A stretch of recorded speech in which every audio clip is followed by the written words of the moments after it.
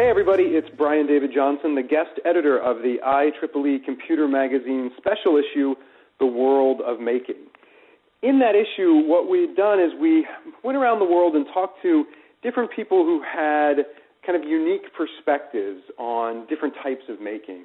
You know, we talked to people who were doing work in biology and design, people who work in science or business or technology, even people who are doing some work in entertainment, education, and even broadly people who were kind of looking at culture in general. And the whole goal was to get a snapshot of making in the year 2014.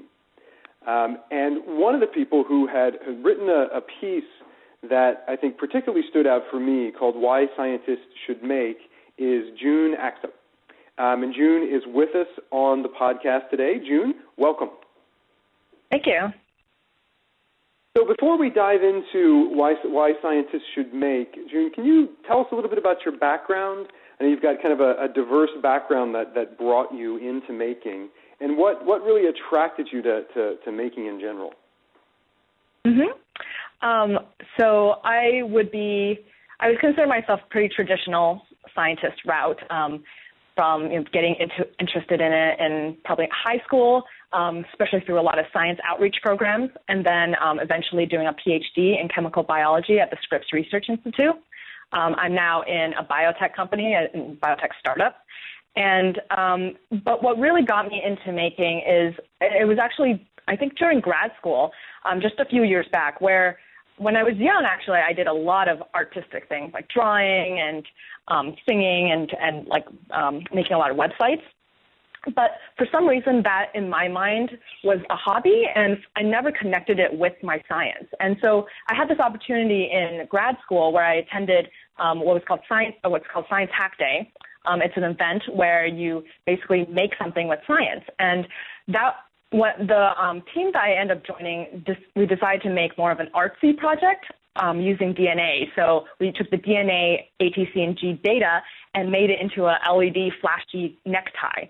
So that was my first kind of experience where I actually blended the artsy side of me and the science side of me. And since then, I've done a couple of different things to explore this more, and also to explore outreach and communication of science, and how we can use these types of projects to engage the public. And what have some of those been? I know that you touch on those, but just from an overview, what are some of the things that you've used as a form of outreach? Because I know that this is actually there's kind of multiple persistent problems in the fields of science and technology that you've touched upon. I mean, number one is just getting more young women involved in science and technology, engineering, and math in the sort of traditional STEM areas. But then there's also, when I've talked to a lot of young folks, not just young ladies, but a lot of young folks, there is this barrier that people put up when they think about engineering or they think about science. They don't think it's creative at all.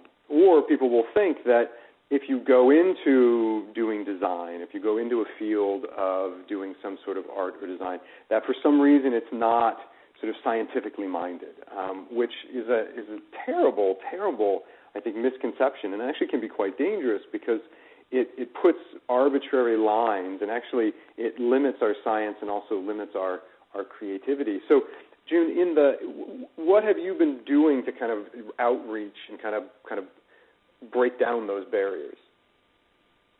Yeah, you said it really well. I think a lot of that is a consequence of our current education system, where we segregate all these classes into their own disciplines. I think there's a lot of cultural things, especially in the U.S., around science being the nerdy thing, and how, and especially growing up, there's a lot of peer pressure to not be nerdy or not to celebrate those things. The way things are taught is definitely more book learning. And sure, there are a lot of lab classes, but a lot of the labs are also kind of contrived to the point where people can't, or kids don't really have the opportunity to explore, and therefore they don't feel like they own that subject, or they really have that kind of epiphany of learning from that. So some of the things I've been doing, one of my projects is called Biochemies. and that was a few years back, where it was just kind of an artsy project on a weekend where I made these DNA A, T, C, and G plush toys, and they stick magnetically where they hydrogen bond.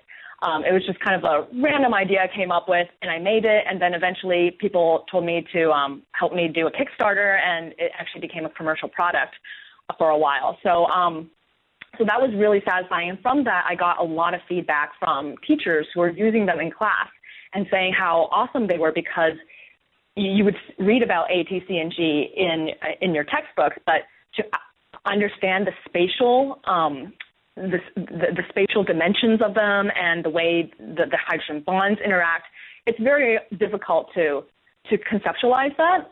So to have something tangible has apparently made a lot of these classes more engaging. And so that was one of, I was very happy to hear that teachers actually really liked it. And then one of the more recent things I'm working on is it's called Science Culture Labs, and it's basically just a repository of jewelry items that are science-inspired. And the concept behind this is more to just have a general presentation and general outreach, because we can see in the last couple of years the tech scene has really iconify the kind of geekiness in having logos and like geeky backpacks, or having all these like things that you can associate with tech geek culture. And that hasn't really translated as well to the science population. And so therefore people don't really see scientists on the street a lot, or they see scientists on the street, but they don't know they're scientists because there's nothing, they look perfectly normal. And so hence it gives the public this perception that because they don't see enough scientists, they think, oh, well, scientists are, what they see in TV shows and movies, like the crazy-haired, Einstein-looking guy in some remote lab doing something, dangerous or something. And that kind of mentality really, I think, deters especially younger kids and younger women especially to pursue science, because they don't see themselves as being that kind of person. So hopefully some of these, that's what I'm trying to encourage through jewelry, through plush toys, is to break down those barriers, make things simple and approachable for kids and adults, and hopefully just make science a little more mainstream and and to show that people are excited about science. Yeah, I would. I'd really urge everybody to go to Science Couture Labs. It's the jewelry is extraordinarily clever. I think if you can be male or female, regardless, doesn't matter. It's some really good work. So now, June, you took all of this experience, both your personal experience and the experience that you've had by doing these, and put them into this article that you did for us for the IEEE Computer Magazine called "Why Scientists Should Make." So I'll ask you straight out: why should scientists make? I think it's just fun. That's like the biggest thing. But one, for a lot of scientists, we're kind of stuck in our own disciplines, especially now. Like you get deeper and deeper into your discipline, that sometimes you either lose sight of the bigger picture, or that it kind of inhibits you from thinking outside the box into trying to innovate into something a little bit different. We see a lot of really cool innovations happening right now. For example, synthetic biology is kind of the blend between science and computer science, because you're biology and computer science, because you're trying to mimic things in a more digital space. There's 3D printing, which started out as very, very hardware oriented. Now people are using bio 3D printers to print organs, which are amazing. And these kinds of innovations at the intersections of different disciplines are going to be the most amazing things coming in the next couple of years. So I think it's great that people are diving into their disciplines, but it will be also awesome if people can start thinking outside the box and think about what the future can entail by blending different disciplines. So just having more interdisciplinary exposure to different fields and to different aspects of hardware or software or music or art can really help increase creativity, and hopefully also increase your own science, or increase the creativity of your own science. But then also, I think there's a lot of kind of personal learning aspects for me, especially. I know in grad school, you're banging on your head, on a project for days upon months, and things don't progress as fast as you would like. And by having these like smaller projects on the side that are more artsy focused or something, it's actually kind of a good release and a good balance to make these smaller accomplishments. So that's kind of a self-fulfillment type thing. And plus, most people love to learn. And even if it's something very, very minimal, you do get a lot of satisfaction just learning new things. And then lastly, kind of touching upon what the Science Culture Lab is doing is, I think there is a big responsibility for people, especially who have gone through the whole scientific and education process, to give back to the next generation and to inspire the next generation to become scientists as well. And that's going to be through education and outreach. And either that means you go volunteer at some festival or like give tours of your lab, or it means you can do something more artsy, like put on some earrings and have spontaneous street conversations with people when people are like, oh wow, what are those things you're wearing? Yeah. What are those dopamine earrings? Exactly. And yeah.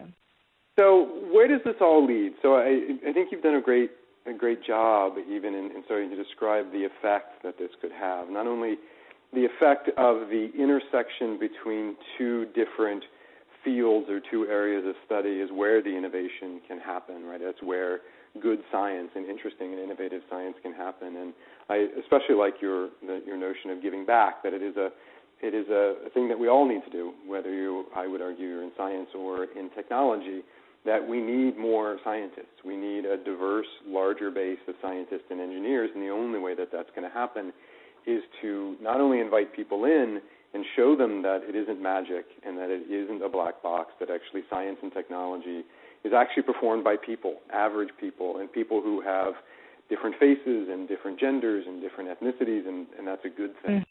But when you put all that together, I'd ask you to push yourself a little bit further, and my last question is, when all scientists do make, what's your hope for the future?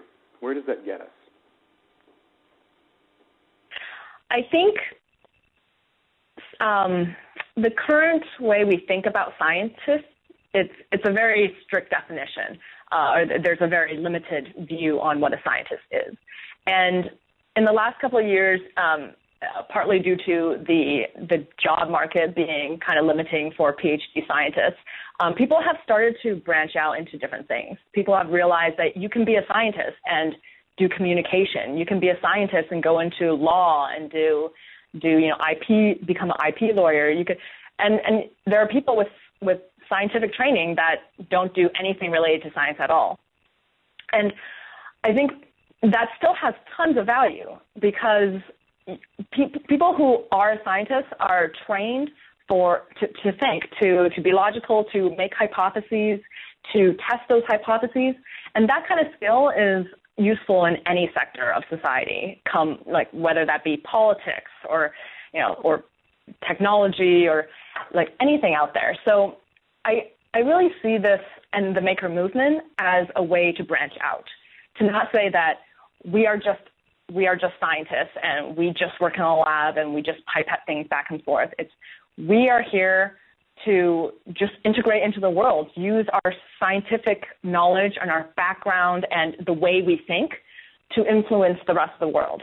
And I think that's one thing with the maker movement, that if more scientists make, I think it's easier for them to realize that they can branch out of science and they can integrate into all these other different areas. That's great.